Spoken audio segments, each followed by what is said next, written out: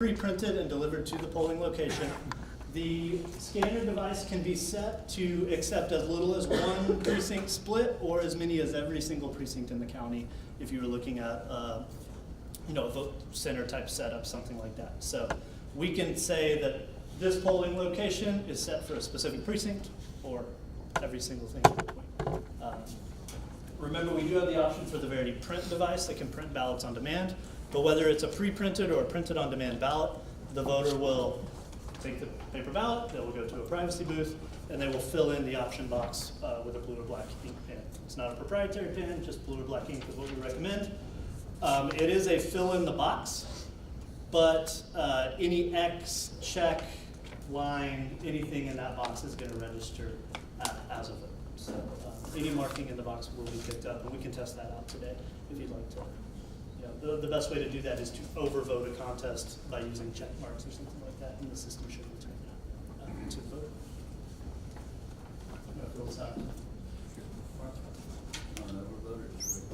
Let's do a regular first, and then we'll do an overvote. Somebody want to overvote my ballot for me? The ballot can be inserted in any orientation. It is digital scanning, so it's taking a full digital image. There is an option the county can turn on or off to save every one of those digital images. But any orientation, digital scanning, and the vote is stored in 3 places. So on the memory of the device itself, on the removable drive that's inside, which we call a V drive, looks like this. And then, of course, the paper ballot is the third record. So the vote is stored in those 3 places, and we believe that triple redundancy is important in case something were to fall over. If the V drive were to get lost or damaged, we can recreate that V drive by plugging a fresh V drive into the device and creating a recovery drive. But the triple redundancy there is important. When it's time to open the polls, the poll worker is just going to have a 6-digit passcode to open the polls. The only thing that I didn't show you here, because we've gone around to multiple places and shown this equipment, is a zero tape. So it will automatically force the poll worker to print a zero tape in the morning, and then after that we're ready to enter the open polls code. I made it super secret today, 1, 2, 3, 4, 5, 6. You'll have full control over creating your passwords, changing them each election, keeping them the same. That's full control that the county has. And then it's just going to go into the open polls process. It'll print a little tape that says that the polls are now open, places for poll worker signatures, and time and date stamp that the polls are now open and ready to accept votes. I don't know if you can see it, but right now their lights are red. It's not ready to accept ballots yet, but these will turn to a flashing green in just a moment when it's ready to start accepting ballots. You'll hear the scanner engage, and then now it's ready to start. So plug it in, turn it on, print the 0, and enter the 6-digit passcode. That's really the steps for the poll worker. Any questions there? Yes. If we wanted to, can you bypass the code to open the polls? Not that I'm aware of. Yeah, we wanted that security feature where you gotta, at least have a poll worker packet or something that tells you the passcode. If the device was intercepted or something like that, we would want to be able to open it. Anything else? So I think we've passed around some ballots, so I'll say hold off on coming up just yet, but you'll be able to mark a ballot, do an overvote, things like that. Okay. So this is a well-marked ballot. Lawrence knows how to do this. He's, put a good mark inside the box. Again, any X's, checks, anything like that will count. I can insert the ballot again in any orientation. It's going to take a few seconds to analyze that ballot, make sure there are no mismarks, overvotes, things like that, and then it'll drop the ballot into the box. You see the waving American flag. So 3 to 4 seconds, drops it down into the box. As the day goes on and more ballots are being scanned, you're getting into the thousands of ballots. It's never going to slow down that scanning speed. It's just going to continue to scan 3 or 4 seconds. Now, do I have an overvoted one here? So this one, voter has marked in 2 candidate options. When it's a vote for 1, insert the ballot. And then our design was the ballot comes right back out. It says it's very clear that you're not done. There's no way that they're gonna walk off and think they're done because the ballot is sticking out. And it says in plain language, very clear, plain language. We don't say contest 5, the overvote. It says, for president, too many choices are marked and this contest will not be counted. This one actually has multiple overvotes, so it did pick up your little line through the option box here.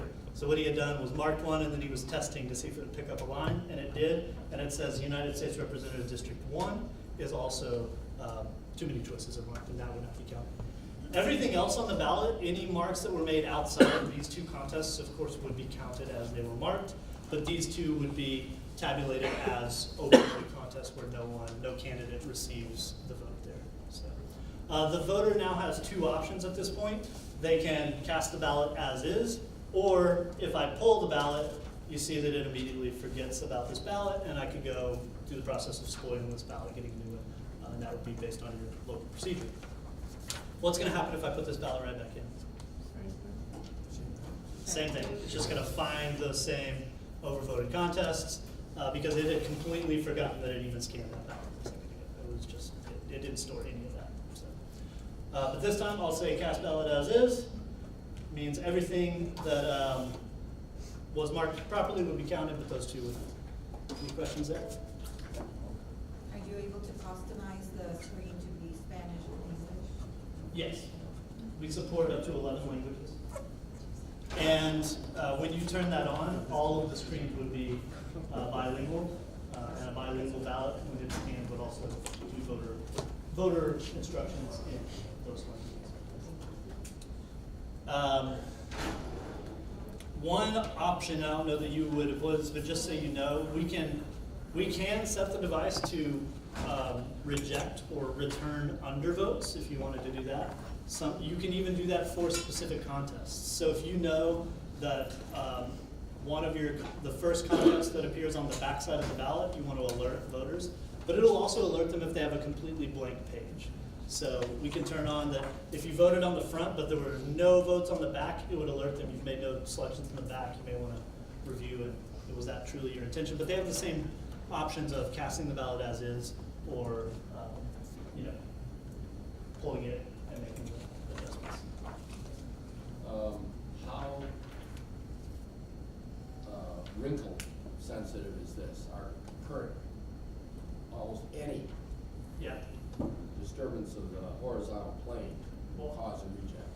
I love disturbance of the horizontal plane test. But I will say, fold it up, crumple it up a little bit. There's a point where you're going to destroy that ballot where it can't be scanned, but it does pretty well with, I can kind of give it a few good crumples, straighten it out, and put it through. It'll work. So we want everyone to be able to scan a ballot today, so do your worst. Is 8.5 by 11 your standard size? We do 8.5 by 11, 8.5 by 14, 8.5 by 17, 8.5 by 20, and 11 by 17 for by mail only. Those are the paper sizes.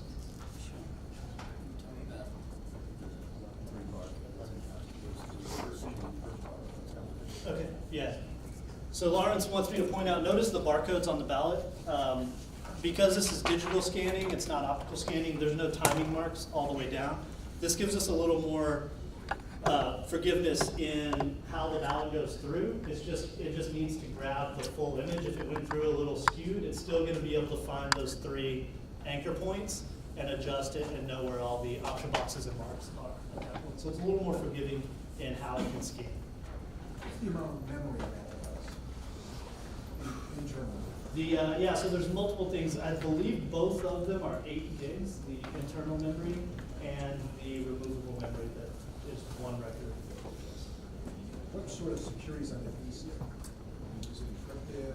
Yes, the data is digitally signed, but transparent.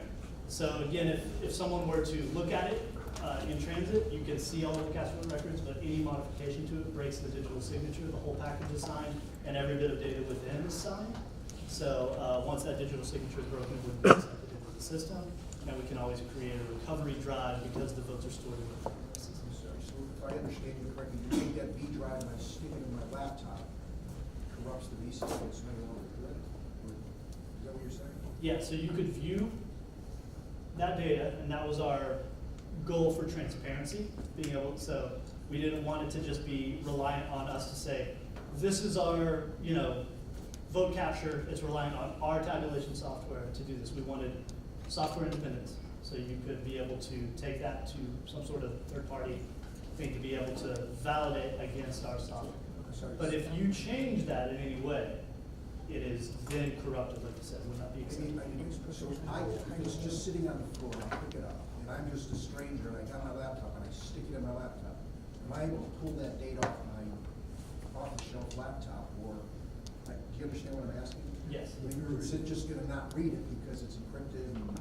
No, it is going to read it. You will be able to pull that data, and that was the design goal of it, so that it is transparent but secure.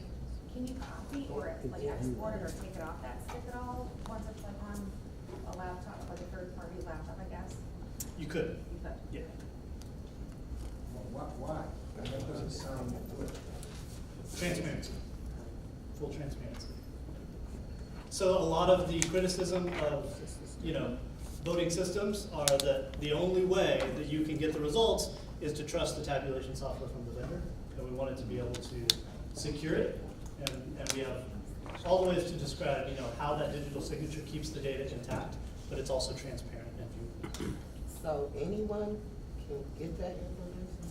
They have access to the physical stick, yes. Let me be clear. The physical stick will be locked and sealed inside the device. Okay. But the criticisms have been that the data on that stick is encrypted. You have to use the decryption keys from the vendor in order to be able to use that. So we approach encryption in a different way, and we encrypted the digital signature so that it is still, the data is still encrypted. It is